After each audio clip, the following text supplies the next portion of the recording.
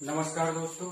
तो अब तक हम लोगों ने एवरेज में 4 क्लास हम लोगों ने देखा और आज हम लोगों का जो है एवरेज का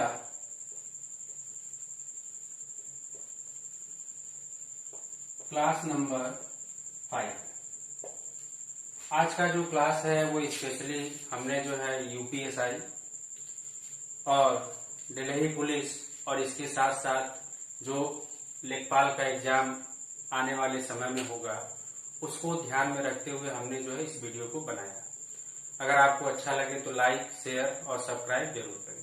ठीक, चलिए हम लोग स्टार्ट करते हैं। आज का जो हमारा पहला क्वेश्चन है वो ये है, यदि x और 1/x का औसत p है।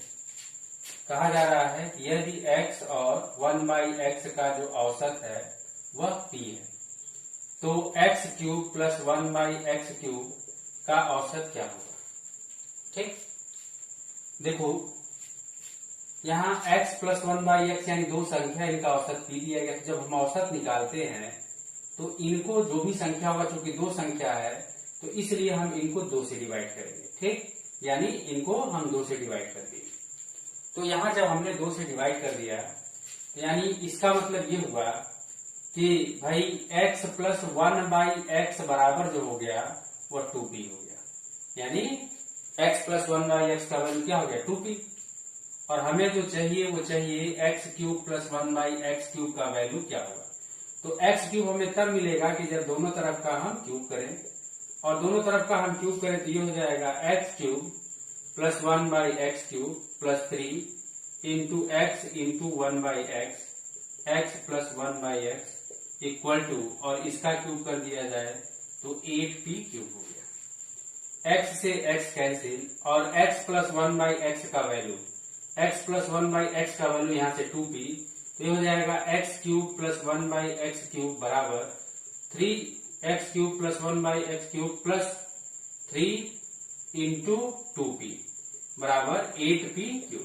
ठीक, तो ये हो गया x³ प्लस 1/x³ बराबर 8p³ माइनस 6p हो गया। ठीक, तो ये तो इनका योग है, लेकिन हमें औसत चाहिए तो औसत का मतलब इतना बटे 2, और 2 से जब हम यहाँ कॉमन लेंगे तो आंसर होगा 4p³ माइनस 3p। तो ये हो गया हमारा पहले क्वेश्चन का आंसर।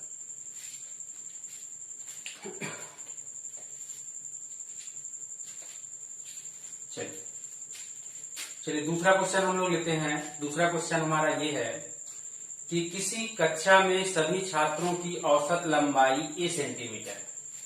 किसी क्लास में सभी छात्रों की जो औसत लंबाई है, यानी जो भी योग होगा, छात्रों की संख्या हमने मान लिया x, तो जो औसत लंबाई है वो a सेंटीमीटर है। यानी इसका मतलब ये हुआ कि जो इनका योग है तो योग क्या हो जाएगा ax हो जाएगा।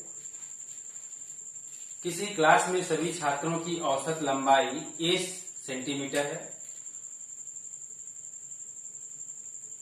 यदि उनमें से 10 छात्रों की औसत लंबाई 20 सेंटीमीटर, 10 छात्रों की औसत लंबाई 20 सेंटीमीटर तथा शेष छात्रों की औसत लंबाई 30 सेंटीमीटर हो, तथा शेष छात्रों की औसत लंबाई 30 सेंटीमीटर हो, तो छात्रों की संख्या ज्ञात करो। तो छात्रों की संख्या ज्ञात करो, यानी इस क्वेश्चन में हम लोगों को x का वैल्यू फाइंड करना है। ठीक, फिर से एक बार देखो भाई, ये कहा गया कि किसी क्लास में सभी छात्रों, यानी x को हमने मान लिया है सभी छात्रों, तो किसी क्लास में सभी छात्रों का जो औसत है वो क्या है a है। यानी योग बटे सभी छात्रों की संख्या बराबर औसत, यानी कि a। तो योग बराबर हो गया ax। ठीक, ये सभी छात्रों का हो गया। देखो आगे ये कहा गया कि 10 छात्रों का जो औसत है वो b है। तो अगर हम 10 छात्रों की बात करें तो योग बटे 10 बराबर b, तो इनका जो योग हम लिख सकते हैं इन 10 छात्रों का वो 10b लिख सकते हैं। ठीक, और शेष छात्र यानी शेष जो छात्र होंगे, तो शेष छात्र टोटल कितने हैं x में से ये 10 छात्र निकल गए शेष, तो शेष छात्र का औसत c है। यानी इनका जो योग होगा, योग बटे x माइनस 10 बराबर c। तो इनका जो योग होगा वो हो गया CX माइनस 10C हो गया। ठीक, अब x का मान पूछा जा रहा है, तो देखो इन सबका जो योग है यानी AX बराबर होगा इस 10 छात्रों के योग के बराबर यानी 10B और प्लस CX माइनस 10C के बराबर, क्योंकि हमें x का मान निकालना है तो ये हो जाएगा AX माइनस CX बराबर 10B माइनस 10C। यहाँ से x कॉमन ले लिया जाए तो a माइनस C हो गया, 10 कॉमन ले लिया जाए तो b माइनस C, तो x बराबर हो जाएगा 10B माइनस C बटे a माइनस C। यही हमारा आंसर हो गया। चलिए तीसरा क्वेश्चन लेते हैं।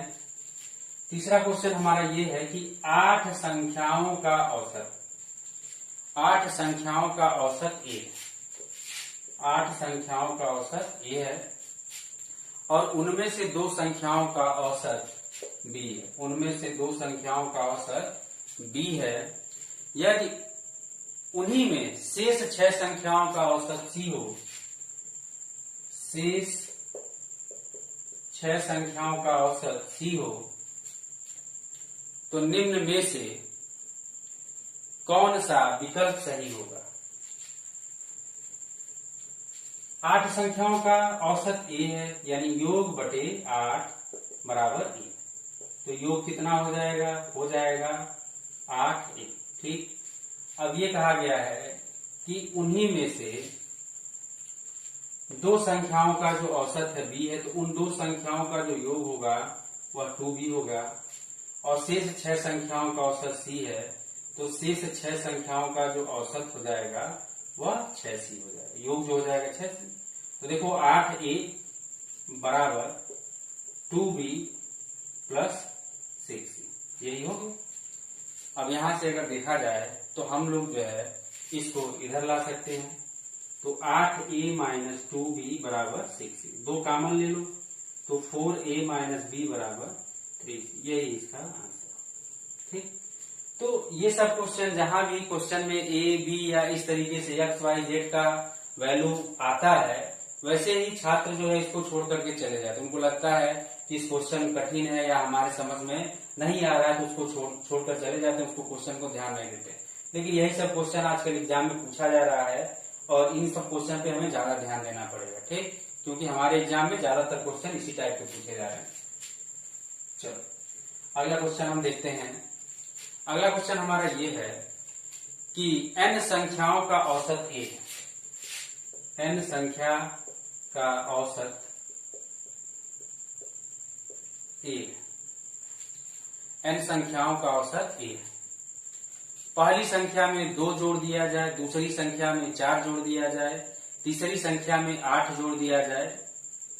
इस प्रकार आगे की संख्याओं को भी बढ़ाया जाता हो तो नई संख्या का औसत क्या होगा। ठीक, देखो कहने का मतलब ये है कि n संख्याओं का जो औसत है, n संख्याओं का औसत है a, तो यानी अगर हम पूछे कि बताओ n संख्याओं का योग क्या होगा, तो क्या हो जाएगा, n a हो जाएगा। ठीक, ये n संख्याओं का योग हो गया। और कहा यह जा रहा है कि इनमें यानी जितने भी संख्याएं हैं, यानी n संख्या तो सब में जो है इस तरीके से जोड़ दिया गया, यानी किसी में 2 जोड़ा गया, किसी में 4 जोड़ा गया, 8 जोड़ा गया, 16 जोड़ा गया, ऐसे ये बढ़ता चला गया और कहाँ तक जाएगा, ये n तक, इतनी संख्याएं होंगी। ठीक, तो देखो यहाँ जो ये सीरीज बन गया, ये सीरीज अगर देखा जाए तो किसका सीरीज है, जीपी का, गुणोत्तर श्रेणी का सीरीज है, जिसका प्रथम पद अगर हम देखें तो प्रथम पद जो है वो a।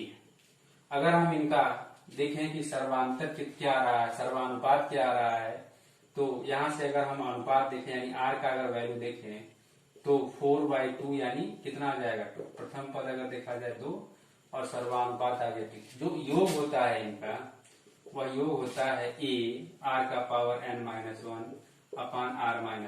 ठीक, तो देखो ये na तो है ही है और इनका अगर हम योग करें तो a का मतलब 2 और यहाँ 2 का पावर n-1 बटे 2 माइनस a, तो यहाँ आ गया na प्लस 2 और 2 का पावर n-1। तो ये क्या है, ये है इनका योग है। लेकिन जब हम औसत निकालेंगे तो इनके पदों की संख्या से भाग लेंगे, तो n/2 प्लस 2 2 का पावर n-1 और बाई n, यही इनका औसत हो गया। ठीक, चलो अगला हम क्वेश्चन लेते हैं। अगला क्वेश्चन हम लोगों का ये है,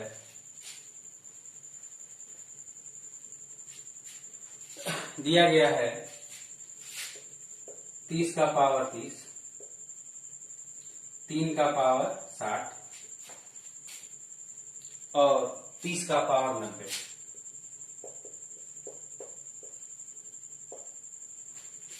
का औसत माध्य ज्ञात करो। ठीक, देखो औसत का मतलब ये होता है कि सभी संख्याओं को हम जोड़ेंगे और जितना नंबर ऑफ टर्म होगा, जितना पदों की संख्या होगा, उससे हम विभाजित करेंगे।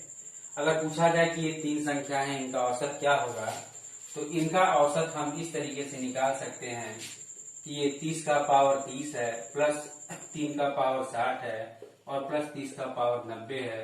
चूंकि संख्याएं 3 है तो 3 से हम डिवाइड करेंगे और 3 से जब हम डिवाइड करेंगे तो इसको हम इस तरीके से भी लिख सकते हैं कि 30 का पावर 30 बटे 3 प्लस 30 का पावर 60 बटे 3 प्लस 30 का पावर 90 बटे 3। ठीक, तो ये हो जाएगा 30 का पावर 29 प्लस 30 का पावर 59 और प्लस 30 का पावर 89। ये इनका आंसर हो गया। चलो अगला क्वेश्चन लेते हैं हम लोग। अगला क्वेश्चन है, यदि ए और बी का औसत, यदि ए और बी का औसत दिया गया है कि ए का पावर n+1 प्लस बी का पावर n+1 अपान ए प्लस बी, ए का पावर n प्लस बी का पावर n, तो n का वैल्यू क्या होगा? n का वैल्यू 0, 1, 2, 3, 4 ऐसे ऑप्शन में लिया जाए। ठीक, देखो ए और बी का अगर हम औसत निकालें तो ए और बी का हम औसत लिख सकते हैं a प्लस बी बाई 2। ठीक, ए और बी दो संख्याएं हैं, उनका औसत क्या हो जाएगा? a plus B by 2। अब यहाँ देखो कि अगर हम 0 रखे, 1 रखे, 2 रखे, यानी n बराबर यहाँ क्या रख दिया जाए, इनका वैल्यू सेटिस्फाई हो जाए। तो देखो अगर n की जगह हम 0 रखेंगे, जैसे ऐसे समझो ये a का पावर n इंटू a का पावर 1 होगा और b का पावर n इंटू b का पावर 1 होगा अपान a का पावर n प्लस b का पावर, यानी n बराबर अगर हम 0 लेते हैं तो ये 0 हो जाएगा, n का पावर 0 यानी इसका वैल्यू a हो जाएगा। तो n का पावर ये 0 यानी इसका वैल्यू 1 हो गया और a हो गया, और इसका वैल्यू यानी n का पावर अगर 0 हो जाएगा तो इसका मान 1 हो जाएगा इंटू b। ठीक, और यहाँ देखो 1 प्लस 1 यानी 2, तो आंसर हो गया a प्लस बी बाई 2, यानी n बराबर क्या सेटिस्फाई हो रहा है? तो n बराबर 0 सेटिस्फाई हो रहा है। तो इस तरीके से हम इस क्वेश्चन को आसानी से सॉल्व कर लेंगे। ठीक, चलो अगला क्वेश्चन हमारा जो है वो ये है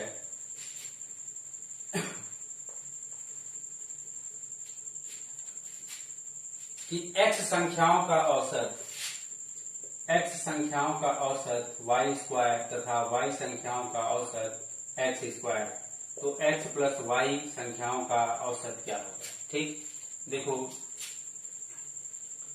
अगर ये संख्या है और ये औसत है तो जो योग होगा इनका वह इन दोनों का मल्टीपल होगा, तो xy², और इनका जो योग होगा तो y² और इनका जो योग होगा तो xy² प्लस yx² बटे, अगर औसत हम लोग निकालेंगे तो x प्लस y।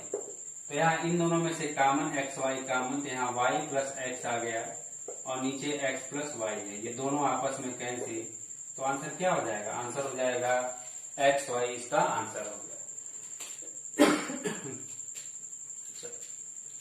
अगला क्वेश्चन हम लोग लेते हैं। अगला क्वेश्चन ये है कि 10 संख्या का औसत x है। 10 संख्या का औसत x है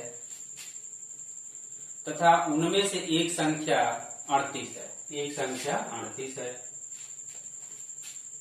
यदि 38 को 19 से बदल दिया जाए, यानी 38 था 38 को 19 से बदल दिया गया, 38 को निकाल दिया गया और इसकी जगह 19 को डाल दिया गया। 38 को 19 से बदल दिया जाए तो नया औसत क्या होगा। ठीक, देखो अब नए औसत की अगर हम बात करें तो 38 को 19 से बदल दिया गया, यानी 38 को निकाल दिया गया, 19 डाल दिया गया, यानी इसका मतलब कितने की कमी आ गई, 19 की कमी आ गई। ठीक, कितनी संख्या है 10, यानी कमी कितनी क्या है 19/10, यानी नया जो औसत हो जाएगा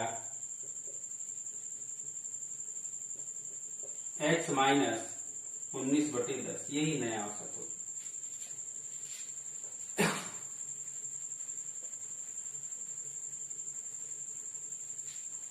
चलो अगला क्वेश्चन लेते हैं। विज्ञान की 3 कक्षाएं ABC, विज्ञान की 3 कक्षाएं ABC जीव विज्ञान की परीक्षा देते हैं। कक्षा A का औसत 83, कक्षा B का औसत 76 तथा C का औसत 85 है। यदि A प्लस B का औसत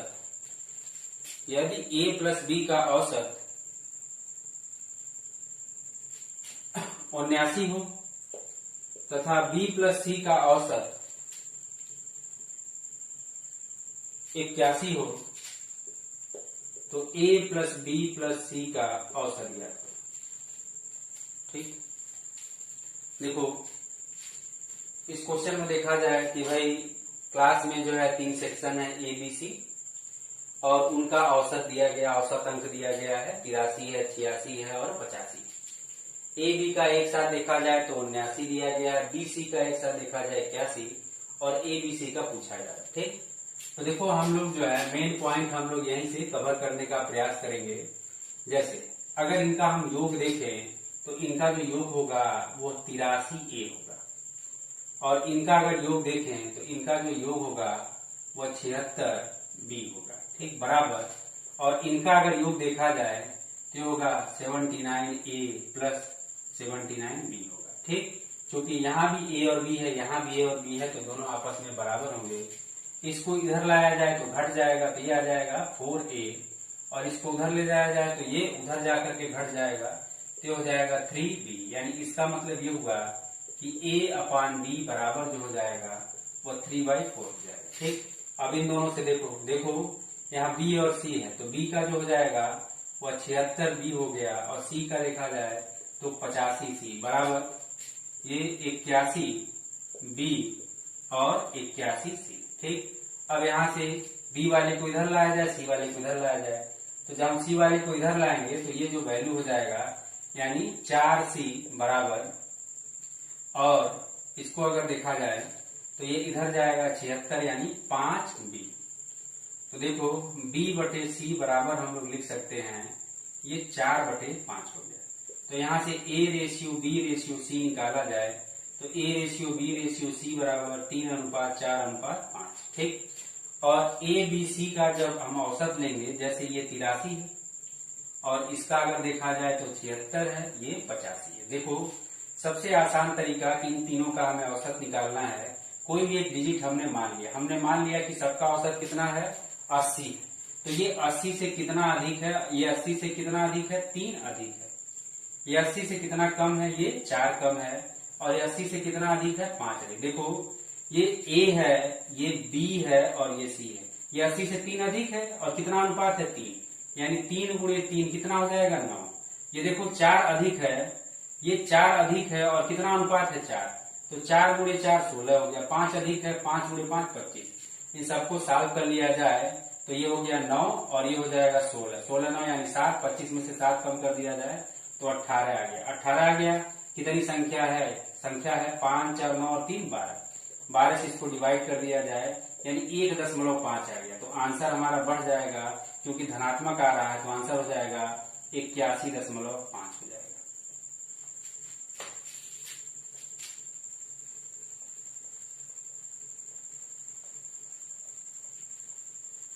चलो भाई अगला क्वेश्चन देखते हैं। एक व्यक्ति लगातार 3 वर्षों तक दूध खरीदता है। पहले वर्ष में वह 7.5 रुपए प्रति लीटर की दर से, दूसरे वर्ष में वह 8 रुपए प्रति लीटर की दर से और तीसरे वर्ष में 8.5 रुपए प्रति लीटर की दर से वह दूध खरीदता है। ठीक, तदनुसार यदि उसने हर वर्ष 4080 रुपए खर्च किए हो, 4080 रुपए खर्च किए हो, तो दूध खरीदा हो तो 3 वर्षों में उसका दूध की खरीद का औसत मूल्य ज्ञात करो। ठीक, देखो ये 3 वर्षों में ये समान राशि खर्च कर रहा है, कितना? 4080, यानी 3 वर्षों में समान राशि खर्च कर रहा है 4080 और 3 वर्षों में खर्च किया, इसका मतलब कुल खर्च किया 4080 गुणे 3 खर्च किया। ठीक, इसके बाद अगर देखा जाए पहले साल कितना लीटर दूध इसने खरीदा तो 4080 बटे और देखा जाए तो 7 रुपया 50 पैसा। दूसरे साल इसने 4080 बटे 8 रुपया और तीसरे साल 4080 बटे 8 रुपया 50 पैसा। ठीक, इस तरीके से ये दूध खरीदता है। तो ये हो गया 4080 गुणे 3 और ये डिवाइड कर दिया जाए 544। ठीक, इसके बाद इसको अगर देखा जाए तो 510 और 4080 को अगर हम लोग डिवाइड करेंगे, 4080 को डिवाइड करेंगे तो ये 840। ठीक, अब यहाँ इनका मल्टीप्लाई कर दिया जाए तो जाएगा 0,